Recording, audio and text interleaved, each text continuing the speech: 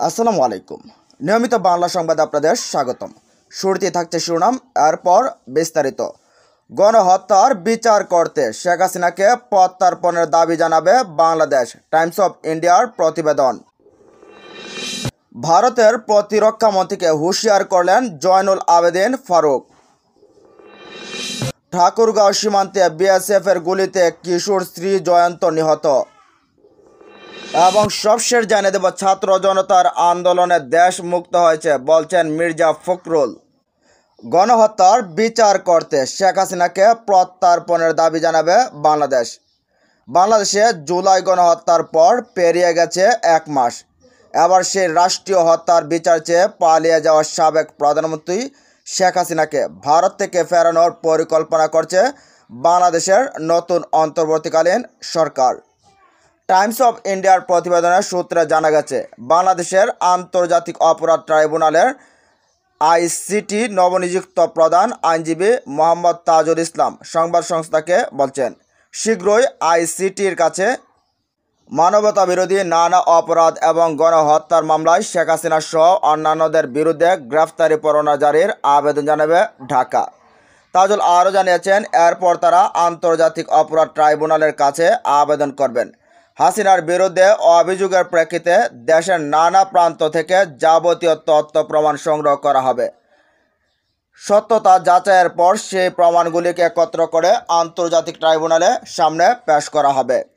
অন্যদিকে অন্তর্বর্তীকালীন সরকারের স্বাস্থ্য বিষয়ক পরামর্শদাতা নূরজাহান বেগম জানিয়েছেন, জুলাই এবং আগস্ট মাসে হাসিনা সরকারের মদতে পুলিশি সন্ত্রাসের প্রাণ হারিয়েছে হাজারেরও বেশি সাধারণ মানুষ। বহু মানুষ জখম হয়েছেন। বিভিন্ন মহলে শেখ হাসিনার বিরুদ্ধে গণহত্যার অভিযোগ উঠছে। গত মাসে এ নিয়ে হাসিনার সহ 9 জনের বিরুদ্ধে পদক্ষেপে সক্রিয় হয়েছিল আইসিটি। অন্তর্বর্তীকালীন সরকারের পররাষ্ট্র উপদেষ্টা মোহাম্মদ তৌহিদ হোসেনও জানিয়েছিলেন, বিচারের স্বার্থে হাসিনাকে দেশে ফেরাতে বদ্ধপরিকর তারা। এদিকে ভারতের প্রতিরক্ষা মন্ত্রী রাজনাথ সিংয়ের উদ্দেশ্যে বিএনপি চেয়ারপারসনের উপদেষ্টা জয়নুল আবেদিন ফারুক বলছেন, আপনি হিন্দুস্তানের রাজা হতে পারেন কিংবা বাংলাদেশের কিছুই না। বাংলাদেশ নিয়ে কটূক্তি করবেন, এদেশের জনগণ এটা মেনে নেবে না।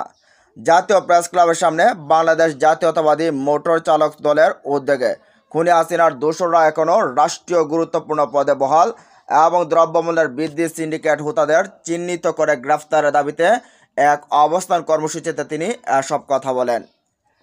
ফারুক বলেন, ব্যক্তি বাংলাদেশে গণতন্ত্র হরণ করেছিল, অসংখ্য মায়ের বুক খালি করেছে। ইলিয়াস আলী চৌধুরী সহ আলম সহ অসংখ্য বিএনপি নেতাকে গুম করেছে। সেই শেখ হাসিনা আজ আর নেই, ভারতে পালিয়ে গেছে। তাই আজ আমরা স্বাধীনভাবে কথা বলতে পারি।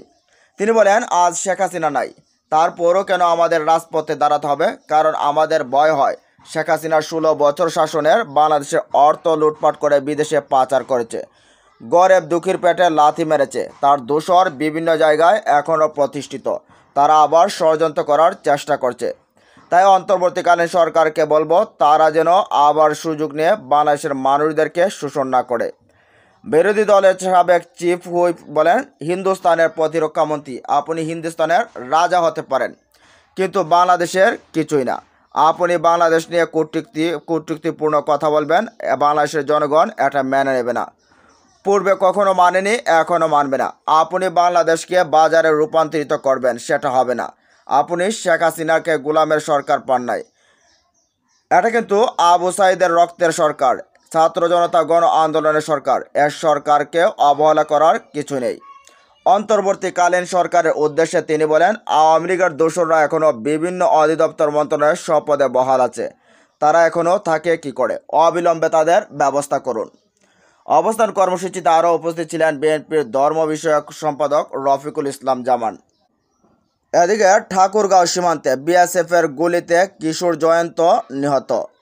ঠাকুরগাঁও বালিয়াডাঙ্গিতে ধনতলা সীমান্তে ভারতীয় সীমান্তরক্ষী বাহিনীর গুলি করে শ্রী জয়ন্ত নামের 15 বছরের এক বাংলাদেশি কিশোরকে হত্যা করেছে। সোমবার 9 সেপ্টেম্বর সকালে বালিয়াডাঙ্গি উপজেলা ধনতলা সীমান্তে 393 নং পিলার সংলগ্ন এলাকায় ঘটনা ঘটে। তবে নিহত কিশোরের মরদেহ বিএসএফ নিয়ে গেছে বলে জানান স্বজনরা। নিহত জয়ন্ত লাহিড়ী দানতলা ইউনিয়নের বরতলি গ্রামের মহাদেবের ছেলে। এদিকে ছাত্র জনতার আন্দোলনে দেশ মুক্ত হয়েছে। পার্শ্ববর্তী দেশগুলোর সাথে ভারতের সম্পর্ক ভালো যাচ্ছে না, কারণ ভারত সবসময় তার পার্শ্ববর্তী দেশগুলোর উপর প্রভুত্ব করছে, যা কারোর জন্যই শুভ নয় বলে মন্তব্য করেছেন বিএনপি মহাসচিব মির্জা ফখরুল ইসলাম আলমগীর। সোমবার জাতীয়তাবাদী মহিলা দলের ৪৬তম প্রতিষ্ঠাবার্ষিকী উপলক্ষে বিএনপির প্রতিষ্ঠাতা ও শহীদ প্রেসিডেন্ট জিয়াউর রহমান বীর উত্তমের মাজারে ফুলের শুভেচ্ছা ও সূরা ফাতিহা শেষে মন্তব্য করেন তিনি। মির্জা ফখরুল বলেন, দীর্ঘ প্রায় ১৬ বছরের ফ্যাসিবাদী আওয়ামী শাসনের হাত থেকে ছাত্র জনতার আন্দোলনের মাধ্যমে দেশ মুক্ত হয়েছে। এই বিপ্লবে দেশের অসংখ্য ছাত্র জনতা এমনকি নারী ও শিশু প্রাণ দিয়েছেন। এই গণতন্ত্র পুনরুদ্ধারে নারীদের যে অবদান, সেটাকে আমরা কখনোই অস্বীকার করতে পারবো না। তিনি বলেন, আজকে মহিলা দল শপথ নিয়েছে যে স্বাধীনতা আজকে অর্জন করা হয়েছে, সেই স্বাধীনতাকে সুসংহত করার জন্য, গণতন্ত্রকে পুনরুদ্ধার করার জন্য এবং দেশে আইনের শাসন, জনগণের শাসন প্রতিষ্ঠা করার জন্য জাতীয়তাবাদী মহিলা দল তাদের সংগ্রাম অব্যাহত রাখবে। অন্তর্বর্তীকালীন সরকার যত দ্রুত সম্ভব সংস্কার সম্পন্ন করে নির্বাচনের মাধ্যমে জনগণের ক্ষমতা জনগণের হাতে তুলে দেওয়ার ব্যবস্থা করবে বলে প্রত্যাশা জানান তিনি। এক প্রশ্নের জবাবে বিএনপি মহাসচিব বলেন, আমরা অন্তর্বর্তীকালীন সরকার প্রধান এবং উপদেষ্টার সাথে সাক্ষাৎ করে বলছি, কী কী সংস্কার করতে চান তা স্পষ্ট জনগণের সামনে তুলে ধরুন। তার জন্য একটি সুনির্দিষ্ট সময় নির্ধারণ করুন, যাতে যৌক্তিক সময়ের মধ্যে নির্বাচন অনুষ্ঠান করা যায়। অপর এক প্রশ্নের জবাবে মির্জা ফখরুল বলেন, পার্শ্ববর্তী দেশগুলোর সাথে ভারতের যে রাজনীতি ও আচরণ, সেটা কোনো পরিপ্রেক্ষিতে কীভাবে করছে তারা ভালো বুঝে, কিন্তু দুর্ভাগ্যজনকভাবে আমরা দেখতে পাচ্ছি শুধু বাংলাদেশ নয়, পার্শ্ববর্তী অন্য দেশগুলোর সাথেও ভারতের সম্পর্ক খুব ভালো যাচ্ছে না। এর অন্যতম প্রধান কারণ, ভারত সবসময় এই দেশগুলোর উপর একটা প্রভুত্ব করছে, যেটা ভারতের জন্য শুভ নয়, পার্শ্ববর্তী দেশগুলোর জন্য শুভ নয়। পারস্পরিক সম্মানের ভিত্তিতে, পারস্পরিক স্বার্থের ভিত্তিতে এই সম্পর্ক গড়ে তোলা উচিত বলে আমরা মনে করি।